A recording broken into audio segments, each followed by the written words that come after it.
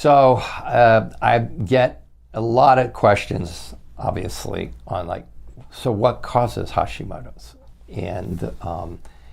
And I don't feel like maybe I've put out a succinct enough explanation of this, just based on like thinking back to some of the presentations I've made, and I wanted to do this to either update or clarify that question for people. Hashimoto's patients come into us, and back in the day, before we knew a whole lot about Hashimoto's and how to determine if the person even had it, the numbers were all over the place. Nobody knew what the ranges were. A lot of people still don't know what the ranges are. They're still all over I mean, I've talked to somebody in Alabama the other day where the range was 0 to 100.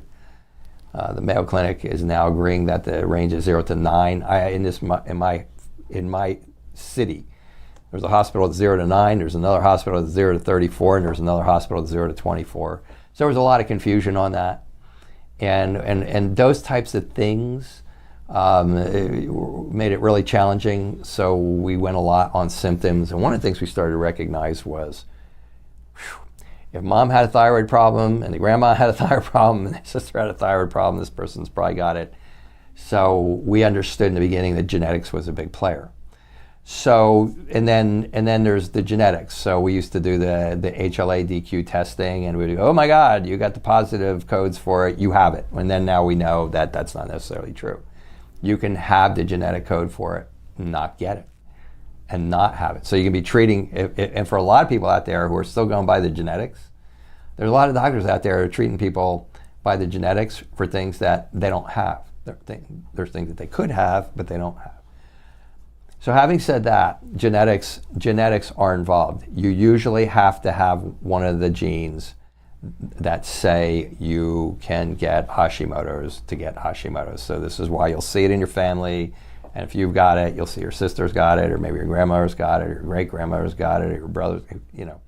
And usually that's a prerequisite. There used to be like 2 genes that we'd talk about.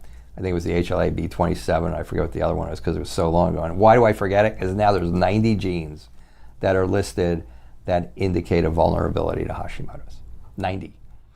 So it doesn't mean you should go out and get genetic testing, okay? It just means that if you really want to know the cause, there's been some sort of an evolutionary issue to where hypothyroids are turning into problems. And maybe these genes have been there forever, but we haven't been doing the things that turn it on. So the things that make us more vulnerable to and that contribute to the expression of these genes is smoking.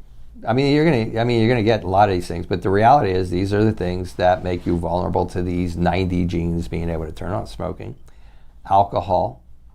Alcohol is one for sure. A lack of selenium. So a lot of you already know that with thyroid problems, in many cases, selenium helps to dampen inflammation, so it can bring the TSH under control. It's kind of Band-Aid-ish if you're not using it with a lot of other things, but it's a player in setting off the genes that cause Hashimoto's to not have enough of low vitamin D. Vitamin D has a lot to do with thyroid inflammation, and if it's too low, it allows the gene to express itself. Iodine for Hashimoto's is bad. Okay, I've done plenty of stuff on that. You can look that up, and it's but we're saying it can actually turn on the genes. Okay, so if you have Hashimoto's and you're kind of vulnerable and you're eating a lot of iodine, table salt, a lot of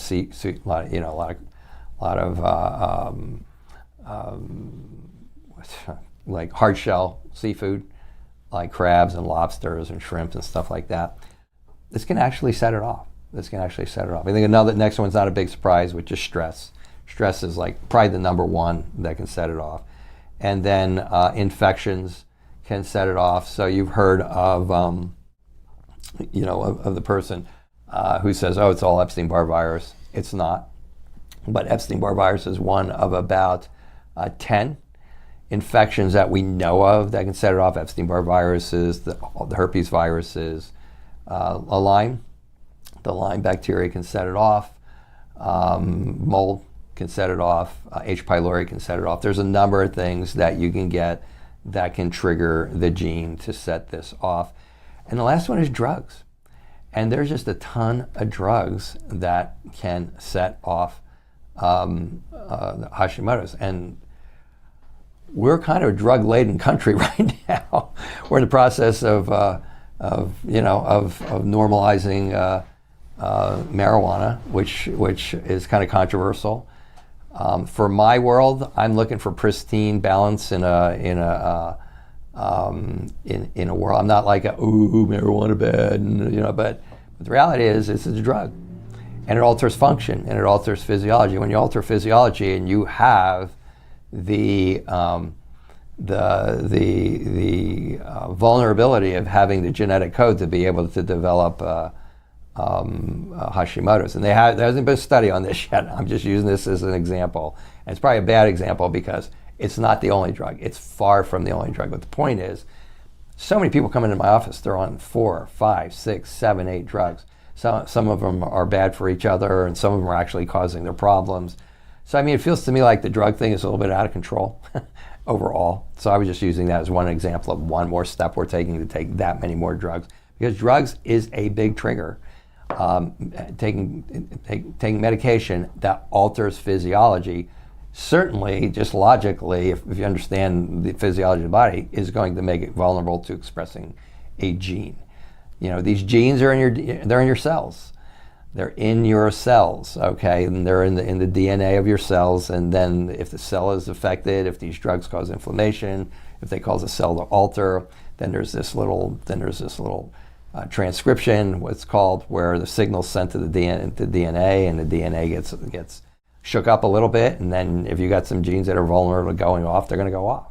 Now, a lot of people do a lot of these things, which is probably why we have an explosion of autoimmunity. When I got into this, they estimated that there was maybe 5, 6, maybe 10 million people in the country that had autoimmunity. Now I've heard estimates up to 150 million people may have autoimmune conditions in this country, and I believe that this is really why. And it is interesting that the ratio of Hashimoto's is 10-1, females to men.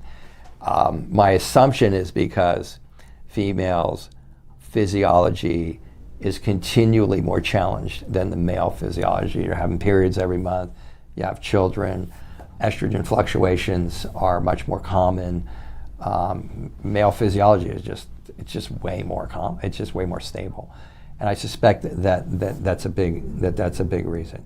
After the genes turn on, so those are the things that will turn on that will turn on the genes. These are the things that if you have no Hashimoto's, no autoimmunity, but you have the genes to dead it, those are the things that will turn them on.